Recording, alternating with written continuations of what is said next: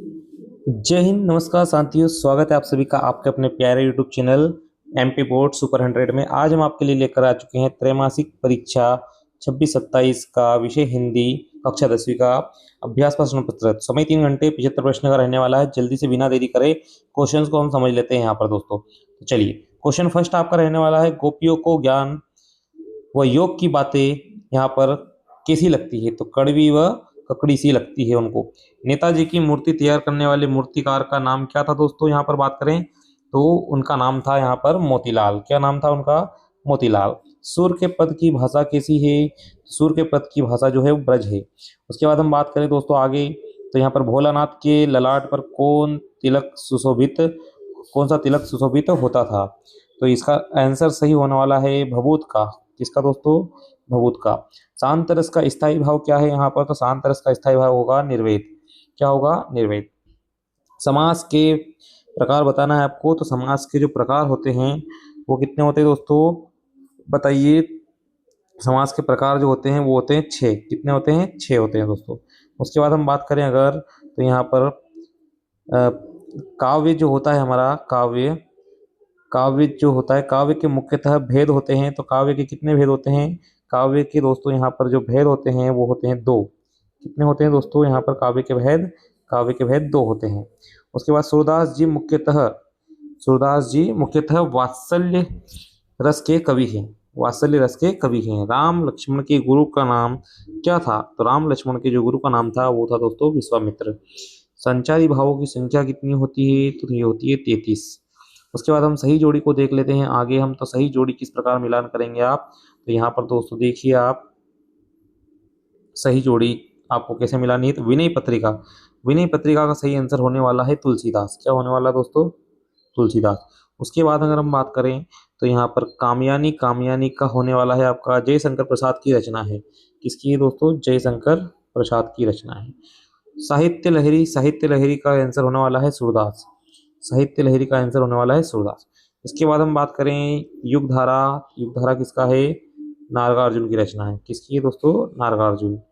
उसके बाद अगर हम बात करें दोस्तों यहाँ पर, तो उत्साह उत्साह अट नहीं रही है, ये इससे संबंधित है। उसके बाद हमारी ये सही जोड़ी खत्म होती है। यहाँ पर आगे हम बढ़े तो आगे इस प्रकार आप देख सकते हैं।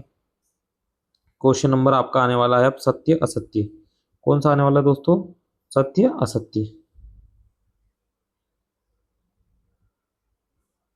चलिए, क्वेश्चन नंबर 3 देख लेते हैं हम। क्वेश्चन नंबर 4 सत्य असत्य को आपको देखना है यहाँ पर। चलिए, 2 सेकंड दीजिएगा मुझे। चलिए, सत्य असत्य की बात करें तो रामचरितमानस एक खंड काव्य है। तो ये क्या सत्य होने वाला है दोस्तों? तो यहाँ पर बात करते हैं हम, तो रामचरितमानस से खंड काव्य नहीं है, ये हो जाएगा आपका असत्य। एकांकी में 4 अंक होते हैं क्या दोस्तों? नहीं, एकांकी में 1 अंक होता है। कितना होता है? 1 अंक होता है। यह हो जाएगा आपका असत्य। उसके बाद हम जहाँ दोनों पद प्रधान होते हैं वह द्विगु समास होता है। क्या? असत्य। द्वंद्व समास होता है। वो क्या होता है दोस्तों? द्वंद्व समास होता है, जहां पर दोनों पद प्रधान होते हैं। चौपाई छंद में 16-16 मात्रा होती है। बिल्कुल सत्य बात है। बन ठन के आए काले काले मेघ में पुनरुक्ति प्रकाश अलंकार का उदाहरण है क्या? ये बिल्कुल सत्य है दोस्तों। यहाँ पर पुनरुक्ति प्रकाश अलंकार का उदाहरण है। इसके बाद अगर हम बात कर लेते हैं यहाँ पर, तो हमारे पास है निम्नलिखित प्रश्नों के उत्तर एक वाक्य में देना है आपको।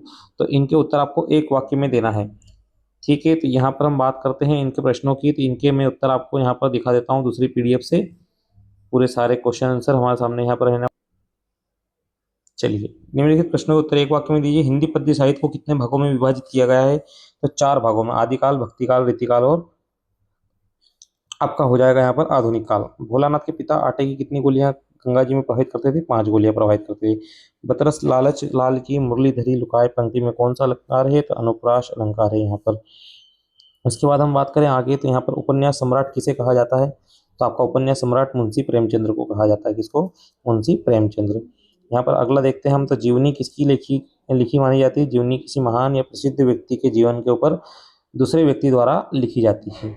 उसके बाद हम बात कर लेते हैं, उसके बाद उद्धव के व्यवहार की तुलना कीजिए। यहाँ पर अपने क्वेश्चन आंसर चालू हो जाते हैं दोस्तों। तो क्वेश्चन आंसर आपको इस प्रकार से देख लेना है। क्वेश्चन नंबर 6 का आंसर आपके सामने रहने वाला है। क्वेश्चन नंबर 6 का आंसर। उसके बाद में आपका क्वेश्चन नंबर 6 के साथ में ये और का आंसर रहने वाला है। 6 और ये उसके और में। फिर उसके बाद मैं बात कर लेता हूँ यहाँ पर क्वेश्चन नंबर 7 की। तो ये क्वेश्चन नंबर 7 का आंसर है, जल्दी से नोट कर लीजिए आप। और क्वेश्चन नंबर 8 को देख लेते हैं अब हम यहाँ पर। तो क्वेश्चन नंबर 8 का आंसर आपके सामने दिख रहा है, क्वेश्चन नंबर 8। उसके बाद में हम क्वेश्चन नंबर 9 की ओर चलते हैं। तो क्वेश्चन नंबर 9 आपके सामने कहानी और उपन्यास में अंतर लिखिए।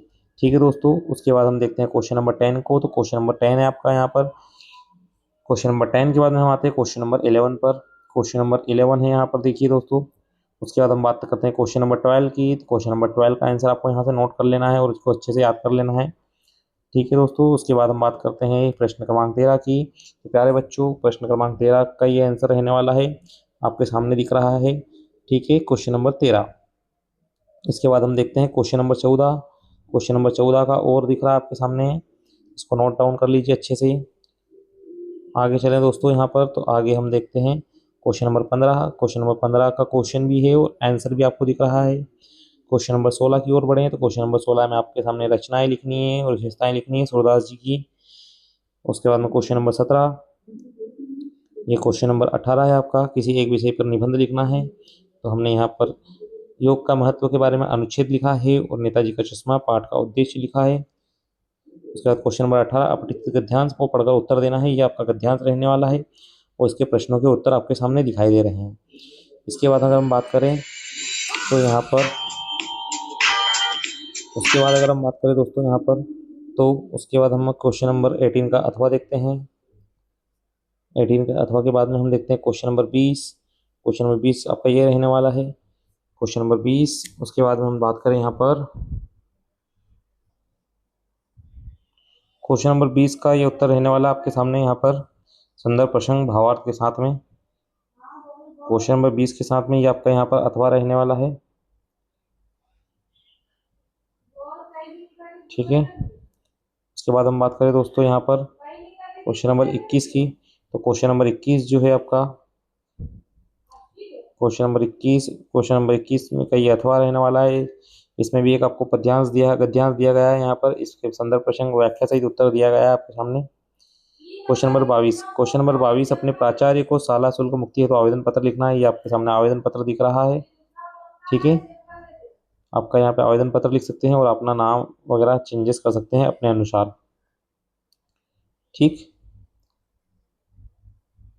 फिर उसके बाद करें हम यहाँ पर वार्षिक परीक्षा की तैयारी के संबंध में पिताजी को पत्र लिखना है, ये पत्र रहा आपका। उसके बाद यहाँ पर आता है आपका एक विषय पर निबंध लिखना है। तो हमने यहाँ पर पर्यावरण प्रदूषण का आपके सामने निबंध प्रस्तुत किया है। प्रस्तावना, प्रदूषण के प्रकार, निदान, समाधान, उपसंहार सभी कुछ आपको यहाँ पर देखने को मिल जाएगा। तो दोस्तों उम्मीद करता हूँ आपको ये वीडियो पसंद आई होगी। वीडियो पसंद आती है आपको तो यहाँ पर वीडियो पसंद आती है दोस्तों तो हमारे चैनल को आप सब्सक्राइब कर सकते हैं और दोस्तों यहाँ पर वीडियो को लाइक कर सकते हैं और अपने दोस्तों में ज़्यादा से ज़्यादा शेयर कर सकते हैं। मिलते हैं आपसे इसी प्रकार से नेक्स्ट वीडियो में। जय हिंद, वंदे मातरम।